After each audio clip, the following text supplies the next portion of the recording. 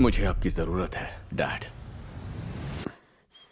मेरे बजाय तो नहीं। क्या? खून के रिश्ते गहरे कर रहे थे नहीं। तो लिटा कर क्यों रखा था? तो भाई लोग द बॉयज के आखिरी सीजन का ऑफिशियल ट्रेलर फाइनली आ चुका है एंड ये एकदम पीक है। होमलैंडर के व्हाइट हाउस वाले ओपनिंग सीन से लेकर एंडिंग में किमिको के बात करने तक इसका हर एक सीन एकदम नेक्स्ट लेवल है। लेकिन इसके अलावा ट्रेलर में हमें काफी सारे हिडन डिटेल्स एंड रेफरेंसेस भी देखने को मिलते हैं जिन्हें कि आपने नॉर्मल स्पीड में जरूर मिस कर दिया होगा। तो चलिए एक एक करके उन सब पे अच्छे से बात करते हैं। और हाँ, चिंता मत करो, फाइनल सीजन को लेकर कोई भी मेजर स्पॉइलर नहीं होगा, तो आप आराम से वीडियो देख सकते हो। तो ट्रेलर की शुरुआत होती है होमलैंडर से, जहां हम उसे कुछ स्टेयर्स क्लाइंब करके आगे जाते हुए देखते हैं। तो अभी कौन सी जगह है उसके बारे में हमें ट्रेलर में तो कुछ भी नहीं बताया गया, लेकिन काफी हाई चांसेस है कि व्हाइट हाउस हो सकता है, जहां होमलैंडर इन स्टेयर्स को क्लाइंब करके प्रेसिडेंट के ऑफिस में जा रहा है उसकी चेयर पर बैठने के लिए। क्योंकि सीजन 4 के एंड में हमने देखा था कि अब होमलैंडर ही पूरी कंट्री को कंट्रोल कर रहा है एंड इनडायरेक्टली वही प्रेसिडेंट भी है। तो ऐसे में उसका व्हाइट हाउस में जाना नॉर्मल है एंड ट्रेलर में हम आगे उसे प्रेसिडेंट की चेयर पर बैठे हुए भी देखते हैं, जहां वो आराम से चिल कर रहा है। द नेक्स्ट सीन काफी इंटरेस्टिंग है, जो कि हमें फाइनल सीजन से होमलैंडर के बारे में काफी कुछ बता देता है कि अब वो कोई नॉर्मल सूप नहीं बल्कि वो ऑलमोस्ट एक गॉड बन चुका है एंड अपने आप को उसी तरह प्रेजेंट कर रहा है। सबसे पहले तो इस पूरे ऑडिटोरियम वाले सीन में सिर्फ एक ही लाइट ग्लो कर रही है, वो भी होमलैंडर के ऊपर है। एंड उसके अलावा यहाँ अगर आप होमलैंडर के पोज को भी नोटिस करो तो ये उसके नॉर्मल हैंड ओपनिंग पोज से थोड़ा डिफरेंट है, जब नॉर्मली वो अपने हाथों को पूरी तरह से फैलाता है, लेकिन यहाँ इस ट्रेलर में उसके हैंड्स पूरे सीधे होने की बजाय बीच में से थोड़े क्रॉस्ड हैं, जो कि एकदम एंटी क्राइस्ट वाली वाइब्स दे रहे हैं। तो अगर आपको एंटी क्राइस्ट के बारे में नहीं पता है तो बेसिकली वो एक ऐसी फिगर है जो कि जीसस को अपोज करता है एंड अपने आप को एज अ सेवियर की तरह सब्स्टिट्यूट करता है। सिंपली एक ऐसा इंसान जो कि अपने आप को गॉड मानता है और उसे लगता है कि अब वही सब कुछ है। तो फाइनल सीजन में होमलैंडर भी कुछ कुछ उसी पाथ पर जा रहा है, जहां वो अपने आप को एक लिटरल गॉड मानने लगा है और उसी तरह बिहेव कर रहा है। देन इसके नेक्स्ट शॉट में हमें इसके रिलेटेड एक और भी बढ़िया सा रेफरेंस देखने को मिलता है, जहां जैसे ही कैमरा धीरे धीरे नीचे की तरफ मूव करता है तो होमलैंडर अपने फेस से पीछे लगे हुए जीसस के सिंबल को पूरी तरह से कवर कर लेता है, जो कि काफी क्लेवर फोरशैडोइंग है। जब होमलैंडर गॉड्स को रिप्लेस करने लगा है और अगर ऐसा ही चलता रहा तो जल्दी एक एक्चुअल गॉड भी बन जाएगा। वहीं इसी के बैकग्राउंड में वो कहता भी है कि I have a big destiny, यानी कि मेरा जन्म काफी ग्रेट बनने के लिए हुआ है। तो अब तक होमलैंडर सिर्फ अपने आप को बाकी सूप से बेहतर मानता था, लेकिन अब वो सब कुछ हासिल करने के बाद जो कि वो as a human being achieve कर सकता था, वो अब अपने आप को एक गॉड मानने लगा है। एंड जिस तरह उसकी इमेज को ट्रेलर में फोरशैडो किया गया है वो काफी बढ़िया है। द नेक्स्ट शॉट में हम अपने ओजी बॉयज को देखते हैं, जो कि फाइनली सारे एक साथ आ चुके हैं एंड सब मिलकर सूप्स को रोकने के लिए काम कर रहे हैं। नाउ आगे के कुछ शॉट्स में हमें विजुअली तो उतना भी कुछ खास देखने को नहीं मिलता है, लेकिन डायलॉग्स के थ्रू यहाँ हमें कंपाउंड V1 एंड होमलैंडर के रियल प्लान के बारे में काफी कुछ पता चल जाता है। जहाँ MM कहता है कि होमलैंडर कंपाउंड V1 के पीछे है और उसके अलावा समीर, जिसे कि हमने लास्ट सीजन भी देखा था, वो भी यहाँ कंपाउंड V1 के बारे में बताता है। तो आखिर अभी कंपाउंड V1 है क्या और होमलैंडर इतना पावरफुल सूप होने के बाद भी इसके पीछे क्यों पड़ा है, चलिए जानते हैं। तो कंपाउंड V1 जो है वो कंपाउंड V की फर्स्ट वेरिएशन है, जिसे कि सबसे पहले बनाया गया था। सिंपली इसे आप कुछ ऐसे समझ सकते हो कि MCU में जब अपने कैप्टन को सुपर सोल्जर सीरम दी गई थी तो वो ओरिजिनल एंड फर्स्ट सीरम थी,